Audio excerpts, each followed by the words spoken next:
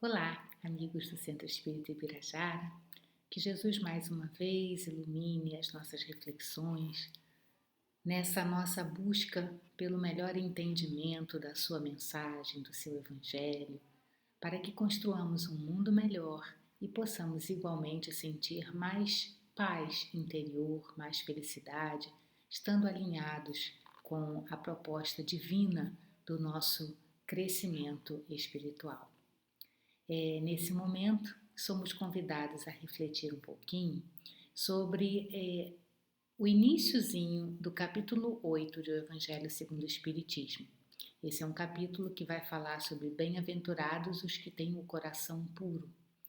E a nós, nesse instante, cabem os 4 primeiros itens desse capítulo, que vai versar sobre aquela passagem já, assim, bastante conhecida, em que Jesus fala das criancinhas. Então vamos lembrar como é a passagem, né? Lá em Mateus, no capítulo 5, a gente pode ler: Bem-aventurados os que têm puro o coração, porquanto verão a Deus.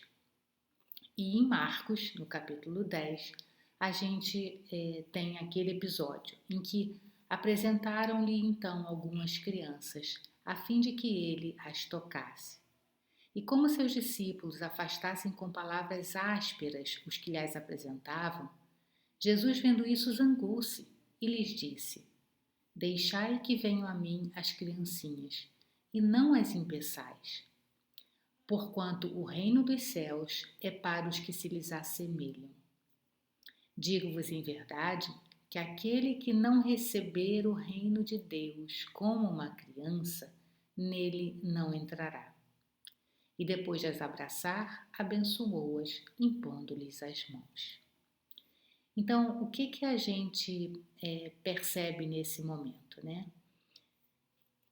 É óbvio que nós hoje em dia já temos uma nova explicação sobre entrar no reino dos céus, o que é conquistar o reino dos céus, e nós vamos voltar a isso daqui a um pouquinho. Mas primeiro é importante que a gente ressalte que ser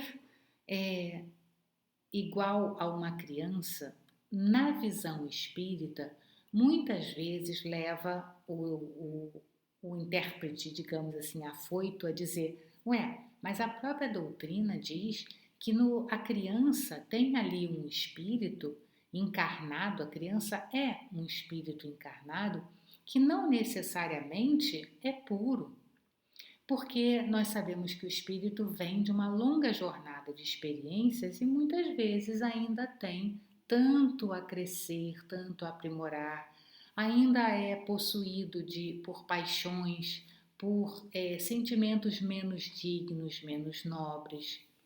E isso é verdade. Mas também é verdade que no momento da infância todas essas características se encontram adormecidas. É preciso que a gente lembre que o esquecimento de uma encarnação para outra, né? A gente sabe que a memória do espírito, ela não se perde. O que acontece quando a gente encarna é que a nossa memória, ela fica meio que encoberta, né? A gente meio que bota ela ali no escurinho para que a gente não lembre de tudo que nos aconteceu, porque senão como que a gente ia conviver com aqueles com os quais a gente justamente está programando ter uma experiência melhor? E aí, nesse momento, é sempre bom a gente lembrar lá do caso clássico de André Luiz relatando a encarnação de Segismundo no livro Missionários da Luz. Ali ele nos mostra que Segismundo é um espírito ali naquele momento que está preparando a sua encarnação. E ele vai encarnar como filho de uma mulher que ele desvirtuou, né, tirou do bom caminho ali, porque ela era casada, tem toda uma história, ela era casada, e esse espírito, Segismundo, nesta outra encarnação, acaba assassinando o marido dela. E nesse momento, esse marido e esta mulher estão novamente numa situação de casal. Eles têm de novo uma vivência dentro do matrimônio. E então é preparada a encarnação do Segismundo para que ele nasça como filho deles. Então vamos pensar o seguinte: ele precisava nascer e ter uma existência, né? Esse núcleo de espíritos precisava ter uma existência em comum. Mas será que aquele que foi assassinado conseguiria conviver sabendo que estava ali recebendo no seu círculo familiar o seu assassino? E mesmo que fosse um espírito já grandioso, né? O próprio Segismundo, como é que ele lidaria com a culpa de encarar aquelas pessoas? Então, assim, seria muito mais difícil do que tentar se passar começar como se fosse começar do zero.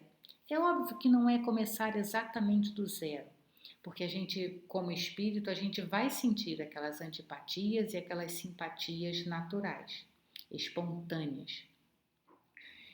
Mas sem ter a consciência do fato em si, a gente pode trabalhar essas simpatias e essas antipatias e depois, quando essa memória for revigorada, já se terão aí também novas memórias positivas que equilibrem esta memória mais negativa de uma outra existência.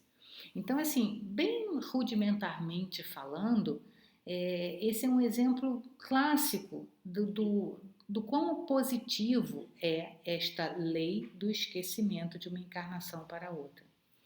E a gente vê no processo que André Luiz descreve dessa encarnação que o momento em que o próprio Segismundo começa a perder a sua memória, como se ele entrasse naquele estado de sonolência que vai levá-lo inclusive ao encolhimento do seu perispírito para que ele possa se ligar àquele novo corpinho que está se formando. E aí a gente tem até uma questão material para lembrar. Isso é mencionado, inclusive, num desses itens do nosso trechinho de estudos do Evangelho segundo o Espiritismo, que o próprio corpo de uma criança ele está materialmente em desenvolvimento. Para o cérebro de uma criança, conter todas aquelas informações, toda aquela memória, seria sobrecarregar este sistema tão delicado. Então, se a gente, por um lado, né, tem esse benefício do esquecimento temporário de nossas existências anteriores, justamente por estarmos, digamos, liberados para novas experiências, é durante a fase da infância que estamos mais propensos a absorver experiências e conhecimentos novos. Então, assim, a gente precisa muito levar em conta a importância de, durante a fase infantil, incutir naquele ser bons propósitos, bons conceitos, buscando o desenvolvimento já ali inicial de virtudes que possam se contrapor a alguma experiência negativa que aquele espírito traga. Isso é de fundamental importância, por exemplo, quando a gente observa alguns comportamentos que seriam bastante positivos de ser revistos, como, por exemplo, eu já vi pessoas, adultos, achando, que gracinha, porque a criança tem um ataque de raiva, ele é provocado e aí automaticamente ele tem algum ataque de raiva em que ele quebra as coisas, em que ele joga as coisas. E aí os adultos acham, nossa, olha que engraçado, e aí provoca de propósito. Quando, na verdade, a gente não sabe a belicosidade que esse espírito vem experimentando. Então, a nossa proposta ali deveria ser justamente de, ao vê-lo manifestar a raiva de uma forma excessiva, buscar canalizar aquela situação. Porque emoções não são para serem soterradas, mas elas precisam ser trabalhadas, elas precisam ser bem direcionadas. Então, assim, da mesma forma, alguns adultos que gostam de ver as crianças fazendo alguma coisa que é bonitinho, está imitando o adulto, como por exemplo dancinhas sensuais, por que que nós vamos provocar, digamos assim, o gigante adormecido que precisa justamente ter a educação para que a sua percepção do outro lado se contraponha a essa experiência, às vezes repetida, num caminho não tão saudável. Então, que a gente nunca ache bonitinho, né, provocar e reforçar algum comportamento que nos sinalize que ali possa ser um reflexo que o espírito está trazendo de suas outras encarnações e que justamente nesse momento ele se beneficiaria muito de ser educado. Entra aí também a própria questão do crescimento das virtudes, e aí a gente sempre lembra a importância da evangelização, de já falar de Jesus, de já apresentar os conceitos nobres, sadios, para que aquilo vá se imprimindo nesse novo momento de criação de memórias, vamos colocar assim.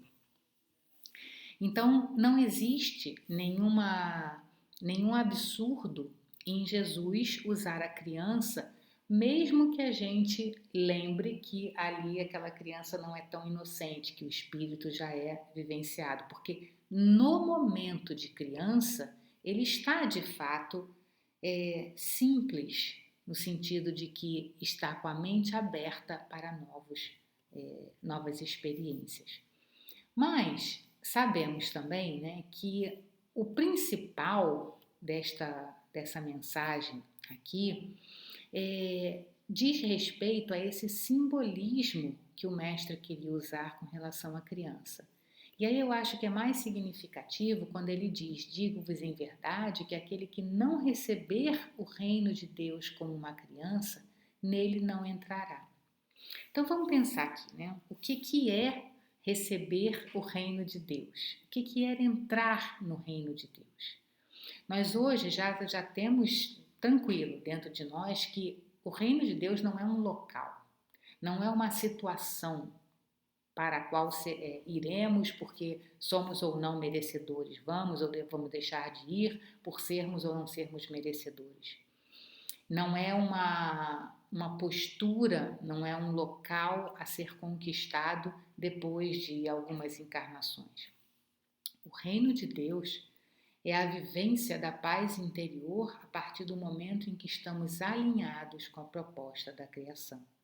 Então, quando realizamos dentro de nós, e aí se exteriorizando nas nossas atitudes, nós realizamos aquilo para o qual fomos criados, nós nos engajamos de fato no processo de crescimento espiritual, porque Deus nos criou lá simples e ignorantes, para que atinjamos um estado de plenitude. Mas essa plenitude no final será a plenitude do espírito realmente dentro da perfeição máxima que um espírito pode atingir. Mas a plenitude propriamente dita, ela não vai ser alcançada só lá naquele momento. Plenitude pode ser aquele estado interior de certeza de estar caminhando o caminho correto, de estar traçando aquele trajeto que nos levará a esse processo. Então, todas as vezes que nós estamos alinhados com essa proposta divina, nós estaremos sentindo plenitude. Nós estaremos, digamos, no reino de Deus.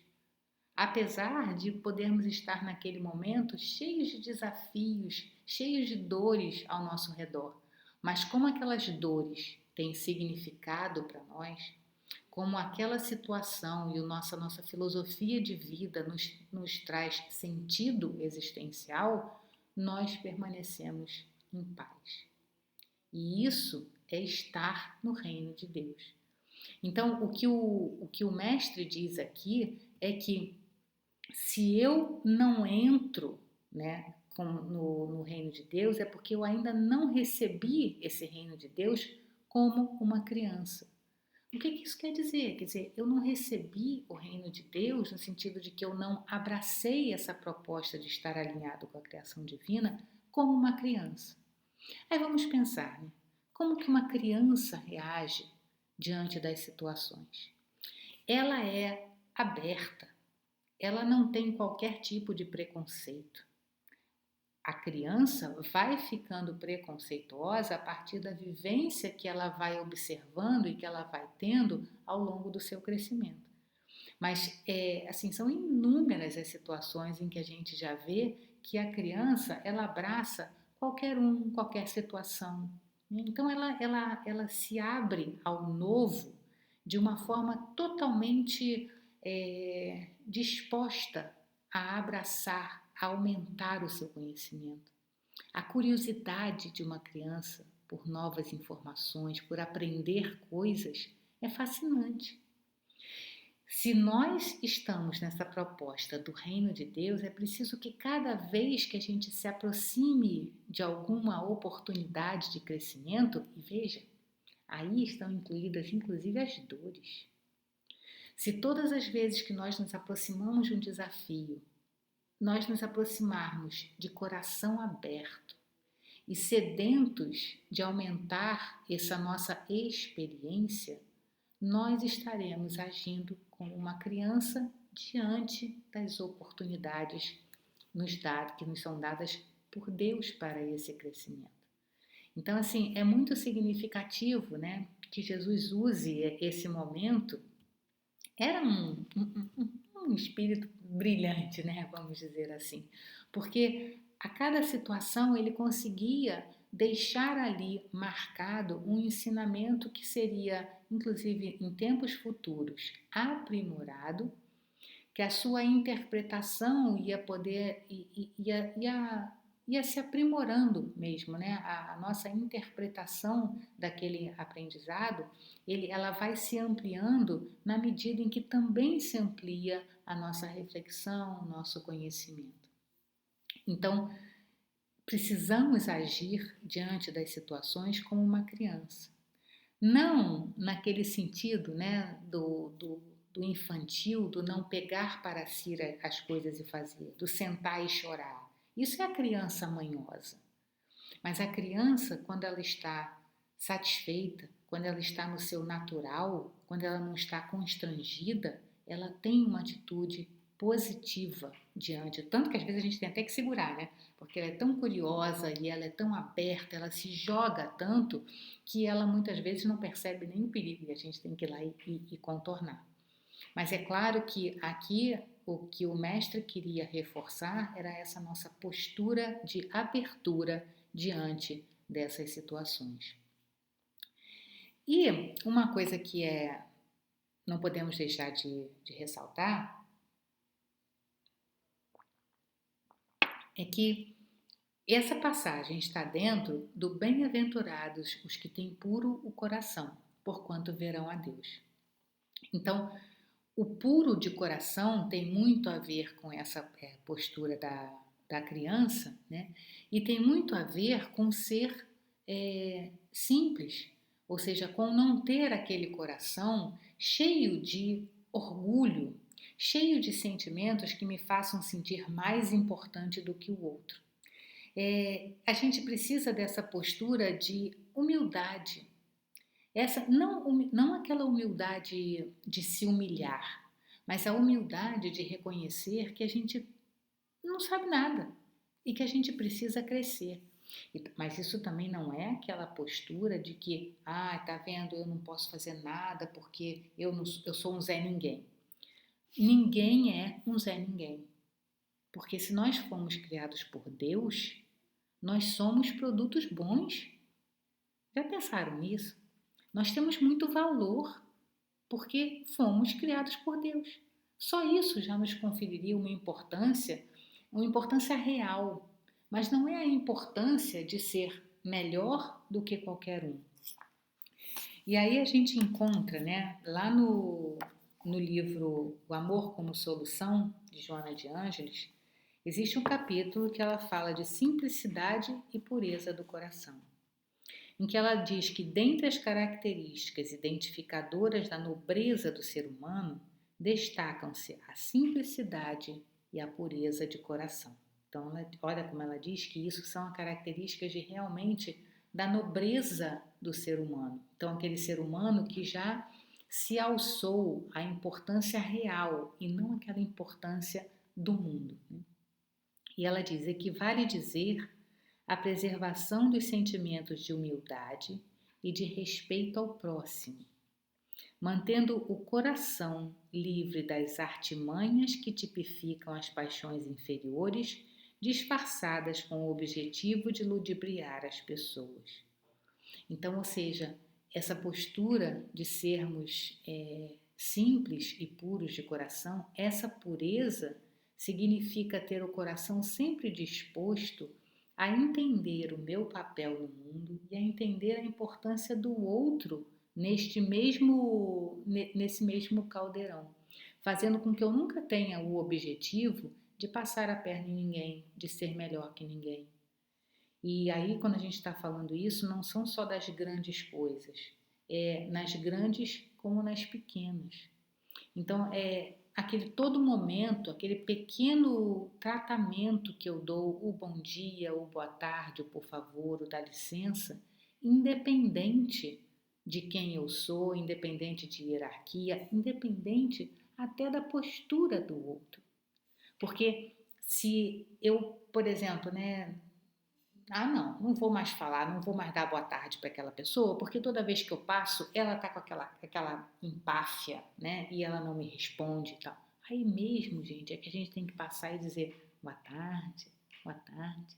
Porque aquela pessoa, é importante que eu reconheça que aquela pessoa está num momento em que ela não conhece a importância desse evangelho que eu já digo conhecer.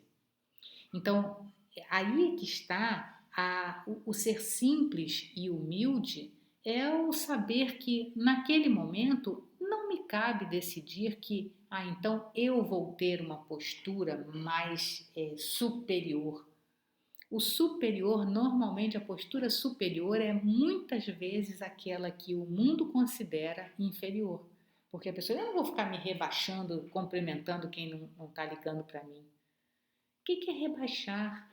Né? Se eu persisto, quem sabe eu não estou no caminho daquela pessoa justamente para que ela pare em algum momento, talvez eu nem saiba, mas em algum momento ela pare e diga: puxa, fulano nunca desistiu de mim. Né? Então, assim, são esses pequenos exemplos que a gente vai mostrando que a gente não tem julgamento para que o outro faça. As minhas atitudes não podem estar condicionadas à forma de ser do outro. Um pouquinho mais na frente, nesse próprio capítulo, Joana diz o seguinte: o mundo social sofre hoje a intoxicação do excesso de cultura, grande parte sem finalidade iluminativa, da abundância de informação, em grande cota nociva, de demasiada comunicação, que mais afasta as criaturas entre si.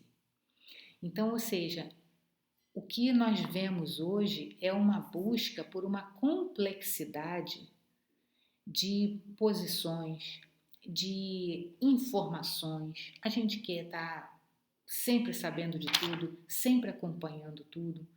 Há uma complexidade no excesso de cultura. Então, assim, hoje em dia não é mais suficiente que a gente faça um curso superior, tem que fazer mestrado, aí agora já tem que fazer doutorado. Veja, não é que essas coisas sejam negativas.